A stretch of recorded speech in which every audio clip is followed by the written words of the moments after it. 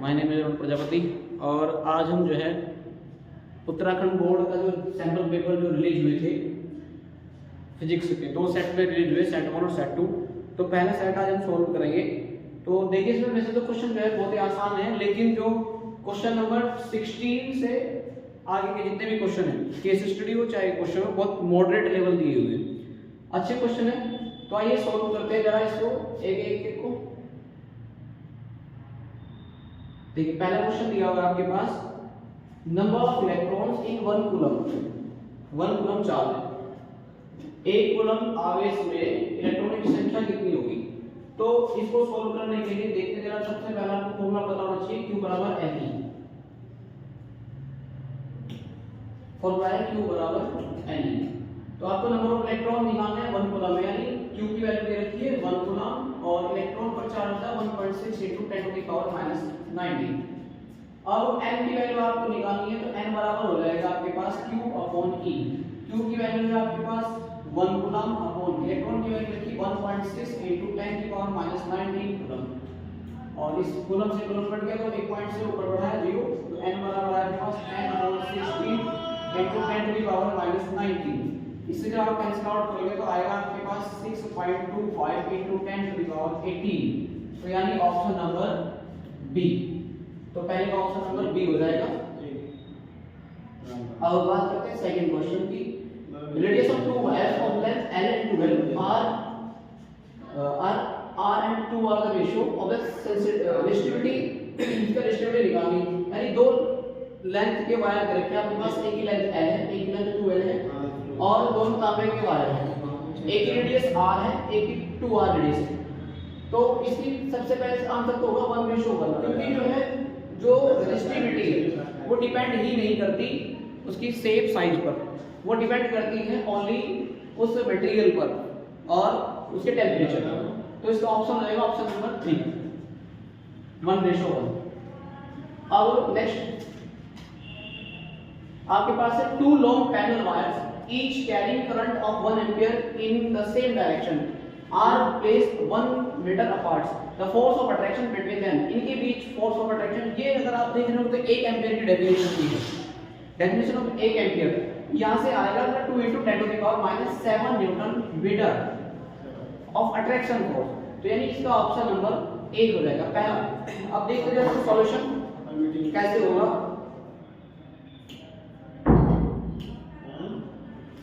ये आपके पास सॉल्यूशन है इसका, देखो ये हमने लिखा हुआ भी है definition of 1 ampere.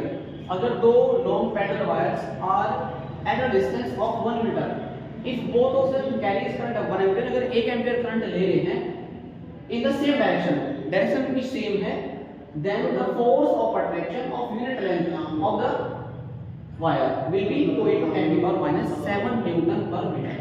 Attraction force होता है, अगर निकालना चाहे तो निकाल भी सकते हैं। I1 और I2 आपके पास करंट की वैल्यू दी हुई है 1 एम्पीयर, डिस्टेंस दोनों की है 1 मीटर डिस्टेंस पर रखे हुए हैं। तो F बराबर जो फॉर्मूला होता है फोर्स का μ0/4π * 2I1I2/d। अब यहां से μ0 की वैल्यू हो गया 4π × 10⁻⁷ * I1I2 कितना है 2, तो ये दोनों की वैल्यू 1 है और 4π इस कट जाएगा तो बचेगा 2 × 10⁻⁷ न्यूटन पर मीटर। अब नेक्स्ट क्वेश्चन देखते हैं। नेक्स्ट क्वेश्चन है आपके पास, if Vg, Vx and Vl are the speed of gamma rays, X rays and microwaves respectively in vacuum, then which of them is true। इनमें से कौन सा ट्रू है। ये कह रहा है कि यदि गामा रेस, एक्स रेस और माइक्रोवेव्स इन सब की जो स्पीड है वैक्यूम में, वो इनमें से कौन सी होगी, किसके लिए हो सकते हैं। तो स्पीड तो सबकी बराबर ही होगी, एक्स रे की भी, गामा रेस की भी और ये माइक्रोवेव की 3 × 10⁸ मीटर पर सेकंड। तो यानी ऑप्शन नंबर पहला, फर्स्ट ऑप्शन है। अब हम बात करते हैं नेक्स्ट। ये कह रहा है कि the phase difference between the current end voltage in a circuit contain inductance only. अगर केवल परिपथ के अंदर सिर्फ क्या लगा हुआ हो, इंडक्टर लगा हुआ हो, तो उसमें करंट करंट कैसे होगा। तो करंट जो है वो 90 डिग्री पीछे होगा और इसमें वोल्टेज आगे होती है। अब हम नेक्स्ट क्वेश्चन की बात करेंगे। Speed of light in water is 2.26 into 10 to power 8 metre पर second. It's absolute refractive index, इसका एब्सोल्यूट रिफ्रैक्टिव इंडेक्स आपको निकालना है। तो वाटर का एब्सोल्यूट रिफ्रैक्टिव इंडेक्स निकालने के लिए वैसे तुम्हें पता है कि 1.33 होता है, लेकिन निकाल लेते हैं। आपको दिया हुआ है इसकी स्पीड v बराबर दे रखा 2.26 into 10 to power 8 मीटर पर सेकंड और स्पीड ऑफ लाइट होता है 3 into 10 to power 8 मीटर पर सेकंड। तो आप n is equal to c upon v formula लगा देंगे। n बराबर हो जाएगा 3 into 10 to power 8 मीटर पर सेकंड और upon 2.26 into 10 to power 8 metre पर सेकंड। इससे कैंसिल आउट हो जाएगा, 10 to power 8 से 10 to power 8 कट जाएगा, इसको काट हो गया, काट हटा करके दो जीरो लगाएंगे हम, तो ये हो जाएगा 300 अपॉन 226। फिर इसको आप डिवाइड करोगे तो आएगा 1.33, तो यानी ऑप्शन नंबर सेकंड। अब नेक्स्ट आपके पास है the magnifying power of a simple microscope in normal adjustment. Normal adjustment पर जो सिंपल माइक्रोस्कोप है उसकी आवर्धन क्षमता कितनी होगी, मैग्नीफाइंग पावर कितनी होगी, तो वो होती है नॉर्मल एडजस्टमेंट पर f/d, sorry d/f, option number 4, क्योंकि 1 प्लस d/f जो होता है वो सिंपल माइक्रोस्कोप की मैग्नीफाइंग पावर होती है। तो अब ये नॉर्मल एडजस्टमेंट पे कुछ है, तो ये क्या हो जाएगा, ये हो जाएगा ऑप्शन नंबर 4 d/f। अब नेक्स्ट ये पूछा in which region of the electromagnetic spectrum does the Lyman series of hydrogen. ये पूछ रहा है कि जो इलेक्ट्रोमैग्नेटिक स्पेक्ट्रम है वो लाइन श्रेणी के किस रीजन में पड़ता है, वो पड़ता है अल्ट्रावायलेट रीजन में। ऑप्शन नंबर फर्स्ट इसका आंसर। नेक्स्ट अब आपके पास दो क्वेश्चन एसएसएम रीजन के दिए हुए हैं। तो एसएसएम रीजन में देखिए क्या होता है, करते हैं एसएसएम रीजन को। In photoelectric effect the kinetic energy of the emitted photoelectron increase in the frequency of incident light.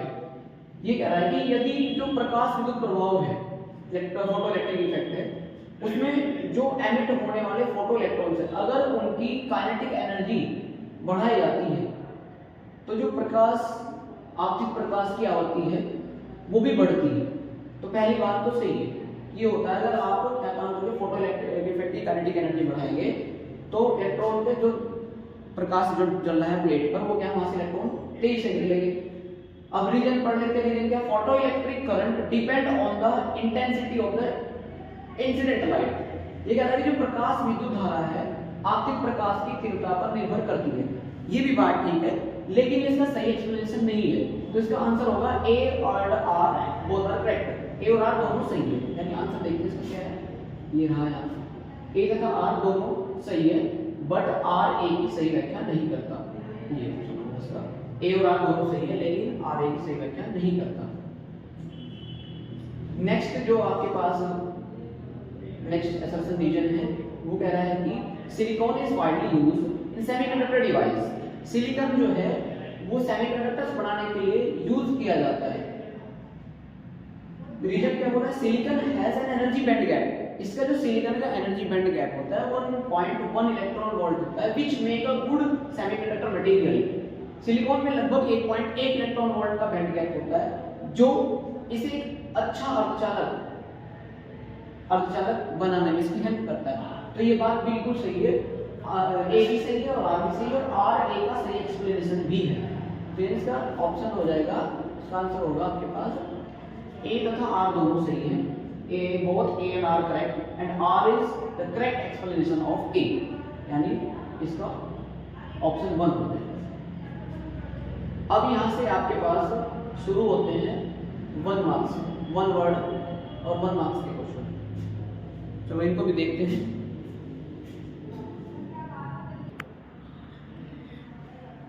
तो अब हम जो है एक एक नंबर के जो क्वेश्चन है उनको करते हैं। What will be the value of electric potential inside the uniformly charged conductor?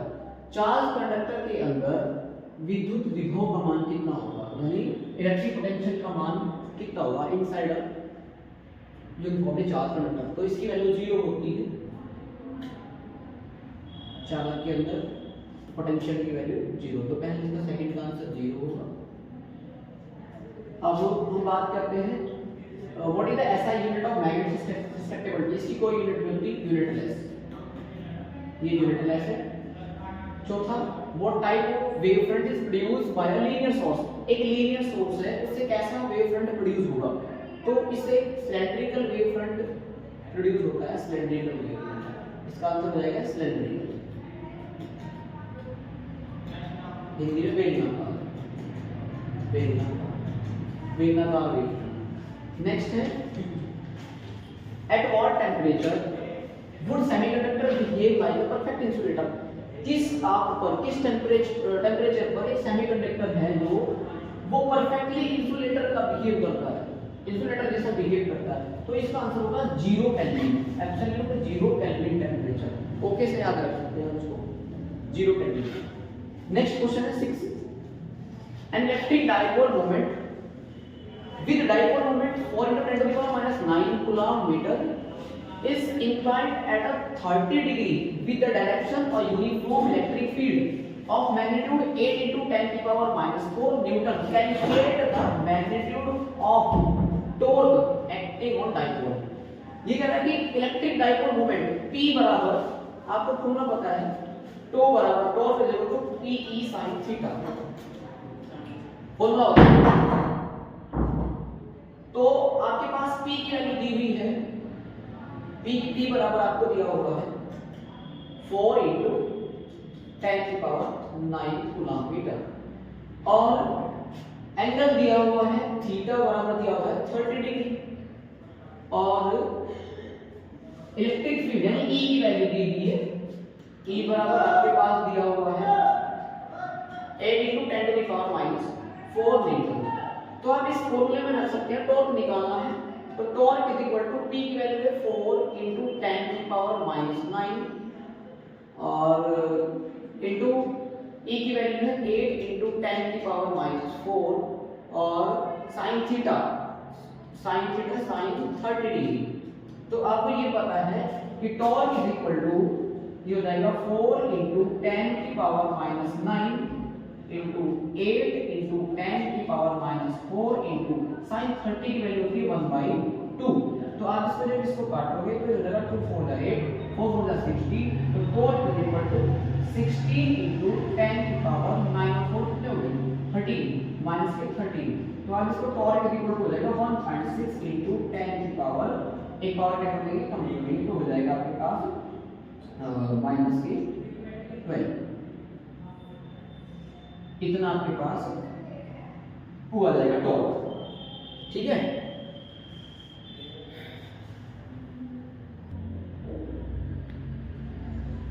Unit होगी इसके बाद आपके पास यूनिट कितनी चाहिए भाई टॉर्क की, बताइए जरा।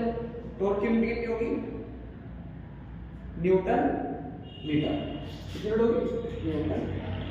अब ये आपके पास हमने 6 तक भी कंप्लीट कर चुके हैं। देखिए नेक्स्ट 7th क्वेश्चन की बात करते हैं। Draw equipotential surface for electric dipole. देखिए कितना अच्छा क्वेश्चन 2 नंबर में, कितना आसान पूछा हुआ है। Draw equipotential surface for electric dipole. Electric dipole के लिए आपको इक्विपोटेंशियल सरफेस निकालनी है। तो देखिए इलेक्ट्रिक ये कैसे होगा, आपको डाइपोल का पता है, डाइपोल क्या होता है, मान लिया आपके पास एक पॉजिटिव एक नेगेटिव चार्ज जब एक दूसरे से बहुत ही छोटे डिस्टेंस पर रखे हुए होते हैं, स्मॉलेस्ट डिस्टेंस पर, तो वो डाइपोल बोला जाता है। तो अब पॉजिटिव चार्ज के लिए आपको पता है कि ये इस तरह से होगा, ये क्या होगा,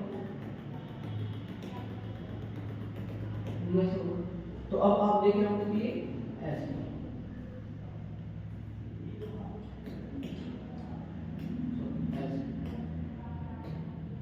ये होगा इक्विपोटेंशियल सरफेस के लिए इलेक्ट्रिक डाइपोल, मतलब equipotential surface for electric dipole.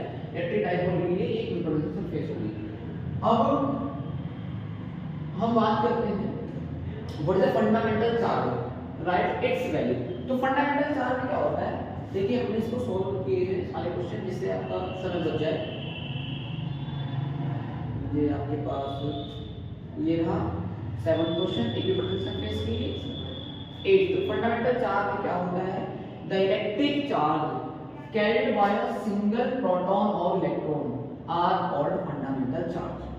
जो सिंगल इलेक्ट्रॉन और प्रोटॉन के द्वारा कैरी किया गया चार्ज होता है उसको फंडामेंटल चार्ज बोलते हैं। तो इसकी जो वैल्यू होती है वो कितनी होगी? 1.602 × 10⁻⁹ कूलम। ये होगा आपके पास फंडामेंटल चार्ज। अब इसी के अंदर ये और का क्वेश्चन था, और में पूछ रखा था इस क्वेश्चन को, ये 7th का और था, तो ये और में हमने बताया आपको। नेक्स्ट 8 क्वेश्चन जो आपके पास है, drift velocity. What is the drift velocity? Right the formula expression the relationship between drift velocity and electric current. Drift velocity आपको लिखनी है, ड्रिफ्ट वेलोसिटी क्या है, और right the formula expression by relationship between the drift velocity and current. Drift velocity और current के बीच में relationship बतानी है। तो इसके लिए हमने सॉल्यूशन लिखा हुआ है।